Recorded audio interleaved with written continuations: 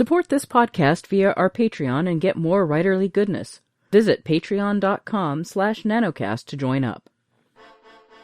Welcome to NaNoWriMo Every Month. My name is J. Daniel Sawyer. I'm the author of some 20 books, 34 short stories, and numerous articles and other things, and I am your guide on this journey to use NaNoWriMo to level up to professional output levels.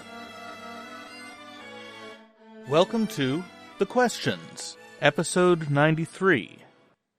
Today, Krysteen asks, I seem to have an abundance of ideas, but once I start getting into the idea, the story hits a fork in the road, which is usually right around the 1/4 mark and the first big incident. My trouble is I feel like the ideas I come up with are either too far in the fantastical or the cliché, and I'm afraid to lose my reader even though the overall plot is good. How can I fix this? Well, Krysteen, this is the exact sort of thing I was talking about in my episode in the very beginning of the NanoCast called The Dreaded One-Third, and this is yet another aspect of this phenomenon that I didn't cover very well in that episode. I tell you, when this all gets put into a book, that chapter on The Dreaded One-Third is going to be so much better than the initial episode was because you guys are sending in questions that force me to flesh out the concept more and more. So, here's what is very obviously going on from the way you describe things. What's happening is that as you're losing momentum, you're getting through the beginning exploration phase and establishing, and things are starting to happen, you're experiencing a gear shift at which you're starting to second-guess yourself. Too fantastical or too cliché. These are the categories that your internal editor is thinking in, and the whole point of writing every day is learning to silence your internal editor. You gotta shut that voice off.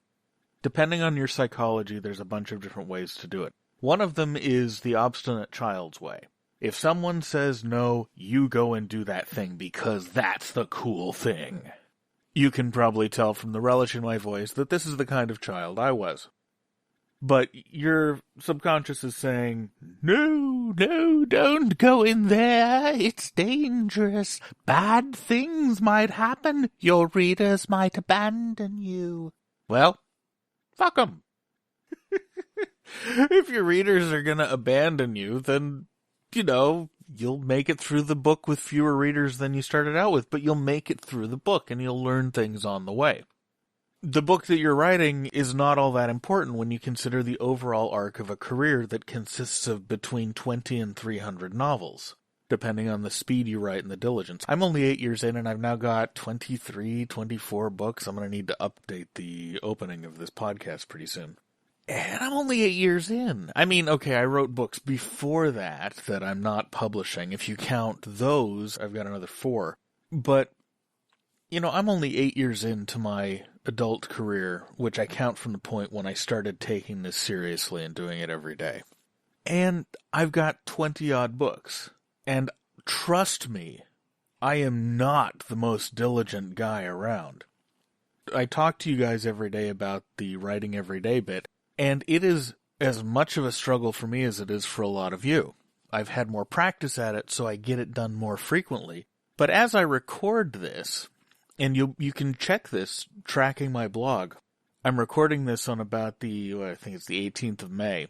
And if you look on my blog, it's been a while since I did any writing that I felt good enough about to report on.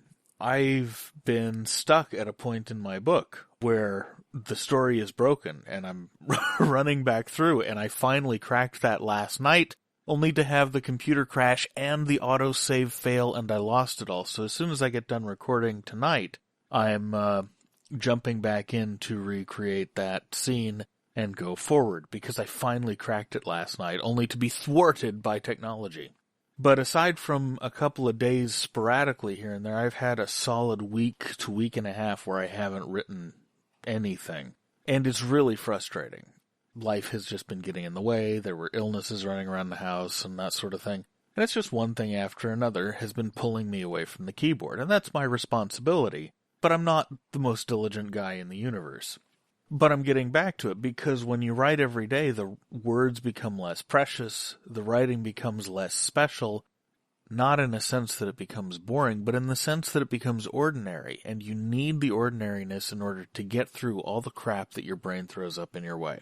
And the kind of stuff that you're talking about is a big, big piece of that, because you're worried about blowing the story. You're worried about writing a bad novel. Well, you're gonna write bad novels. Everybody does. Of course, which ones are the bad novels will not be universally agreed upon among your fan base, but not every one of your novels is going to hit for every one of your fans. My 3 favorite authors, of whom I have read everything they've written, oh, they've got some turkeys. They've got some big damn turkeys that I read once for the sake of completeness, and I will never read again, because they just didn't work for me. They didn't work for me in big ways, and I just don't want to waste my life again. But most of their other books I happily reread every once in a while when I want to dip back into that universe, because I love these writers and they're fantastic fun for me. Your readers are going to have the same kind of experience with you, even if you are the writer of their heart. There will be books you write that they don't give a damn about. And that's okay. So, option 1 is to take the cliche and ignore that inner voice. Option 2 is to take the fantastical and ignore it. Option 3 is the one that you're doing, which is allowing yourself to get stopped by this voice, and you can't do that. Option 4 is to back up. Throw out the last chapter that you've read.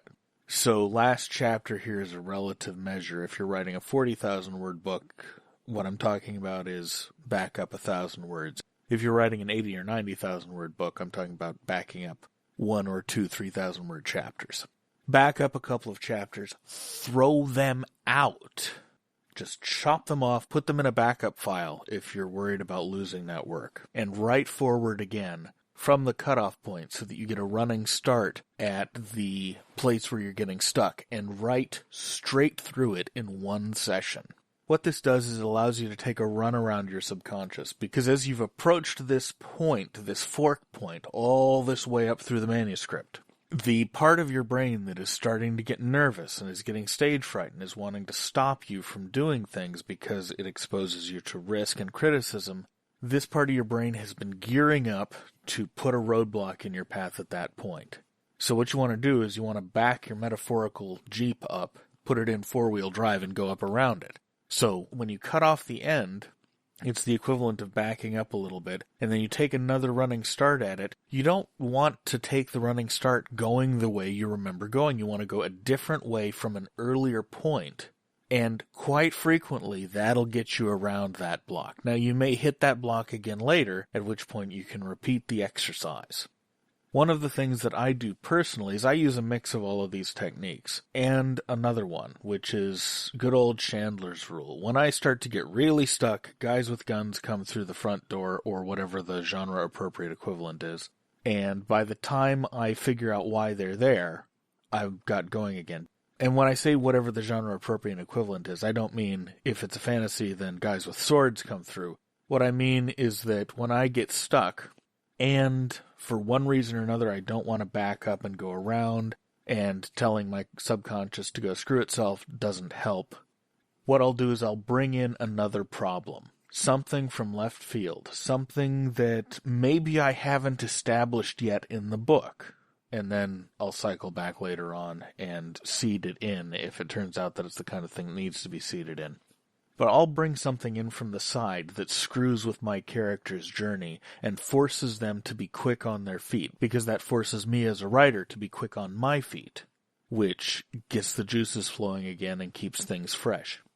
This can be anything from geopolitical events on the outside impinging on a character. Say I've got a story about a character who's desperately trying to get to the airport to get reunited with his wife. Then suddenly there will be terrorists taking over the airport, or a traffic jam that's caused by a major police action because the president happens to be in town, or whatever it is. I will have the outside world that is out of that character's control impinge upon that character's path in a way that that character has to adapt to. And because I don't like creating plot loops where you have an obstacle that doesn't affect the outcome. I will treat that obstacle like a complication by writing the solution to getting around that obstacle in such a way that it creates more problems for the main character. That way it doesn't matter if the first obstacle is completely artificial, because its impingement on the story fundamentally changes the direction of the story. And like I said, I can seed in the setup earlier if I need to.